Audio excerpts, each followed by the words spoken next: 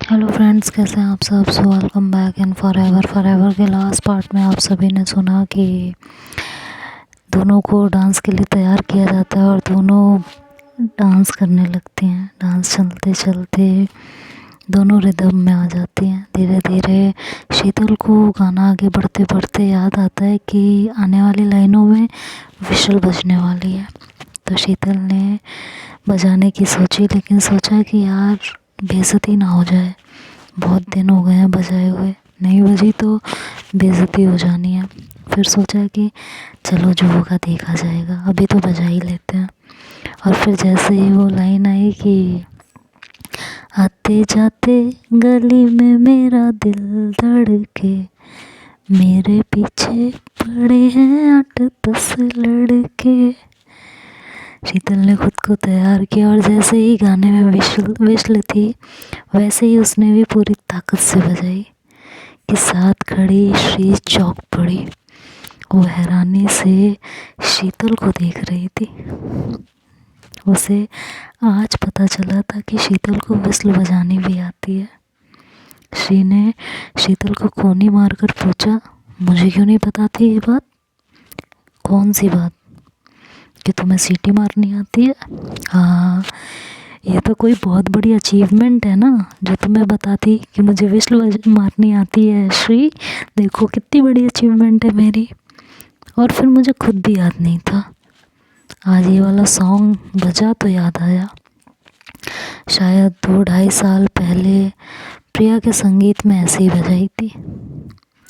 श्री ने कहा, तब भी मुझे तो पता होना चाहिए था ना, और ऐसी कितनी बातें हैं जो मुझे नहीं पता है।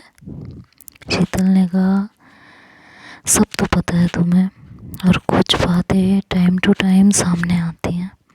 जैसे ये वाली आई, जो बच गई है धीरे धीरे पता चल ही जाएगा। बस तुम ऐसे ही मेरे साथ रहो। शीतल ने श्री का हाथ पकड़कर उसे झटके से अपने करीब किया।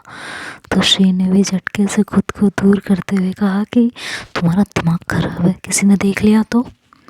इतनी देर में डांस ख़त्म हुआ, सबने तालियां बजाई।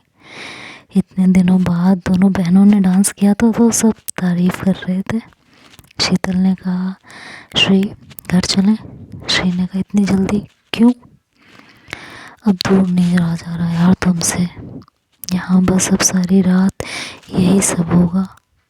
हम दोनों घर चलते हैं, अभी थोड़ी प्राइवेसी भी मिलेगी, बाद में तो भीड़ हो जाएगी, घर में भी और कमरे में भी। श्री ने मुस्कुरा कर कहा कि और कमरे में जाकर क्या करना है तुम्हें? शीतल ने भी शरारत से श्री की कमर सहलाते हुए कहा कि अपने बारे में कुछ बातें बतानी है तुम्हें जो रह गई हैं। श्री भी उस शरारत पर उतर आई थी। उसने कहा, यहीं बता दो, कमरे की क्या ज़रूरत है? यहाँ पॉसिबल नहीं है ना, थोड़ी वैसी है सबके सामने की, तो तुम शर्मा जाओगी ना, इसलिए। दोनों अपनी मस्ती में मस्त बातें किए जा रहे थे। दुनिया से अनजान, वो कौन सा गाना है? हम दोनों दो प्रेमी दुनिया छोड़ चले, कुछ ऐसा हाल था इन दोनों का। इन्हें लग रहा था कि इन्हें कोई देख नहीं रहा है, लेकिन कहते हैं ना, ज़माना है तो दुश्मन प्यार का। तो वैसे तो सब मस्ती में इधर उधर घूम रहे थे, पर कोई उन दोनों की हर बात नोटिस कर रहा था, हर एक स्टेप नोटिस कर रहा था, हर एक हरकत नोटिस कर रहा था। तभी शालू की बेटी दौड़ती हुई शीतल के पास आई। उसके हाथों में धूना था जो ऊपर से ढका हुआ था। बोली, ये लो मौसी, नानू ने भिजवाया है आपके लिए, जल्दी पकड़ो, गरम है। शीतल ने जल्दी से धूना पकड़ा और उत्सुकता से ऊपर वाला धूना हटाया तो देखा कि उसमें 3 गर्म गुलाब जामुन थे। देखकर शीतल के चेहरे पे मुस्कान आ गई। अरे ये कहाँ से आए, बाहर बना रहे हैं, कहकर बच्ची भाग गई थी। शीतल ने कहा, लगता है कल शादी के लिए मिठाइयाँ बन रही हैं, उसी में से पापा ने भिजवाए हैं। श्री को खिलाते हुए बोली और फिर अगली बाइट खुद खाई तो बोली, वाह मज़ा आ गया, ताज़े ताज़े गरम गरम गुलाब जामुन खाकर। श्री ने कहा, हाँ देख कर ही पता लग रहा है तुम्हें कितना मज़ा आ रहा है। थोड़ी देर पहले डांस करते हुए और अब गुलाब जामुन खाते हुए। और फिर शीतल को चिढ़ाते हुए बोली कि कर लो मज़े, वैसे भी एक्स की शादी अटेंड करने का सौभाग्य जो है ना, हर किसी को नहीं मिलता है। शीतल ने हंसते हुए कहा, हाँ और सौभाग्य मिल भी जाए तो इतने मज़े से मिठाई कोई नहीं खाता होगा, और मुझे तो ये सौभाग्य प्राप्त होता ही रहता है। भूल गई मोना की शादी, पर इस बार दुगना मज़ा है। एक्स की शादी, ऊपर से मनपसंद मिठाई, और फिर महबूबा भी साथ है। तो वो क्या कहावत है, मेरी तो सारी उंगलियां घी में हैं, मतलब मेरी तो 5 उंगलियां घी में हैं, लेकिन यहाँ तो सारी उंगलियां घी में हैं। श्री मनी मन सोचने लगी कि मैंने तो सोचा था कि मैं इस बात पे इन्हें चिढ़ाऊंगी, ये चिढ़ेंगी, लेकिन यहाँ तो बात ही उल्टी पड़ गई। उसके बाद दोनों शीतल की मम्मी के पास जाकर बैठ गए। शीतल की मम्मी कुछ पूछती तो दोनों अपने अपने तरीके से जवाब देते। श्री से पूछा कि घूम लिया शहर, तो श्री बोली, कुछ घंटों में आंटी जितना घूम सकते थे घूम लिया। तो एक दिन की छुट्टी लेकर आना था ना, फिर आराम से घूमती, यहाँ गांव में भी घूम लेते। कल शादी ही है और परसों सुबह निकल जाओगे तो क्या ही घूमोगे और क्या ही देखोगे। श्री ने कहा, कोई बात नहीं आंटी, दोबारा फिर कभी आ जाऊंगी, अभी तो छुट्टी मिलने में दिक्कत हो रही है, जिसे देखो उसे कहीं ना कहीं शादी में जाना है। तो मम्मी ने कहा कि ये तो तुम लोग बहाना लगाते हो, छुट्टी नहीं मिल रही है, खूब छुट्टियाँ मिलती हैं, लेकिन बहाना बहाना बहाना बस। शीतल ने कहा, कोई बहाना नहीं है मम्मी, अभी शादियों का सीज़न चल रहा है तो छुट्टी मिलने में परेशानी हो रही है। मैं और श्री 4-5 दिन की छुट्टी लेकर आएंगे पक्का। हर बार तो यही कहते हो तुम सब। प्रिया और शालू भी वहीं पास में आकर बैठ गए। प्रिया शालू को मेहंदी लगा रही थी। शीतल ने कहा, मम्मी प्रॉमिस, इस बार हम तीनों 4-5 दिन का प्रोग्राम बनाकर यहाँ गांव में आएंगे, पर तब आप ना कह देना कि पापा को छुट्टी नहीं मिल रही। और फिर तीनों बहनें कब कब आ सकती हैं, इस बात का डिस्कशन करने लगी। शीतल ने घड़ी देखी तो 12:30 से ऊपर का टाइम था।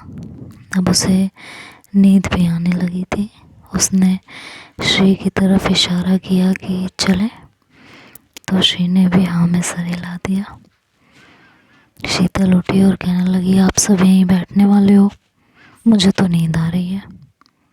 सारा दिन चलते चलते निकल गया, थकावट भी हो रही है, तो हम दोनों घर जा रहे हैं। प्रिया ने कहा, तुझे तो मेहंदी लगानी नहीं है, पर श्री को तो लगवाने दे, तुझे नींद आ रही है तो तू जा।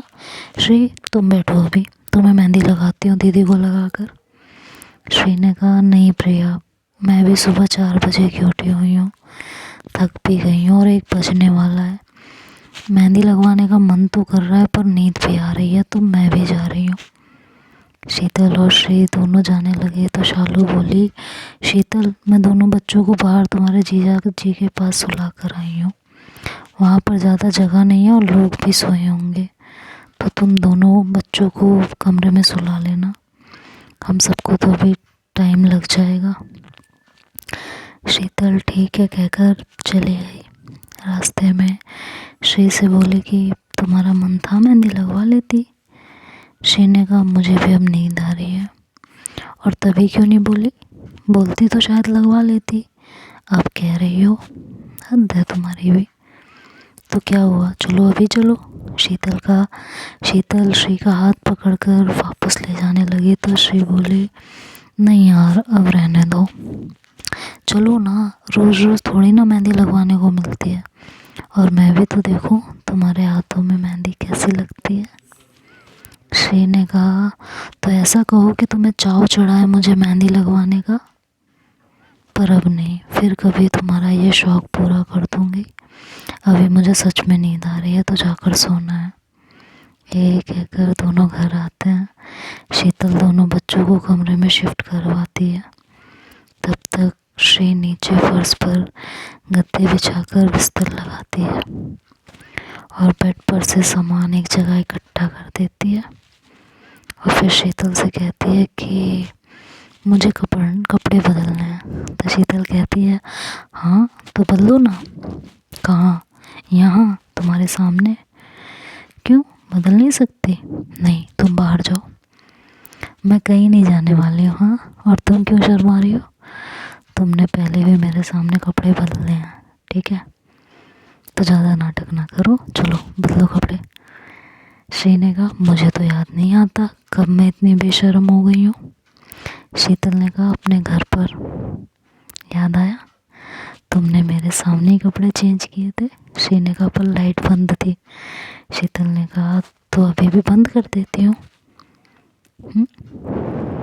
करो, चेंज करो, कहकर शीतल ने लाइट ऑफ की।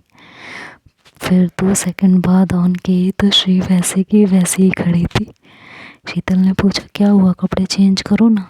श्री ने कहा, हाँ, एक तुम्हारे पास ही तो अकल है, मैं तो बेवकूफ़ हूँ ना। शीतल ने कहा, अब क्या कर दिया मैंने?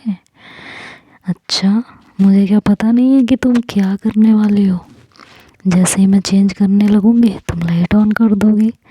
तो ना, अपना दिमाग ज़्यादा इस्तेमाल मत करो और हटो वहाँ से, बाहर निकलो, चलो।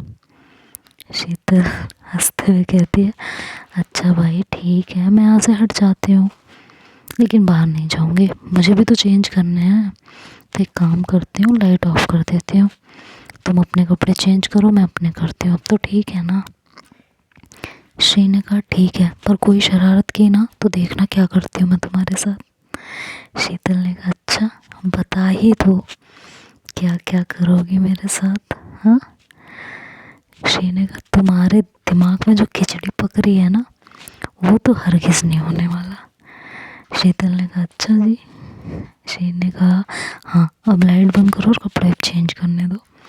तो देखते हैं अब आगे क्या होगा, ये तो नेक्स्ट पार्ट में सुने।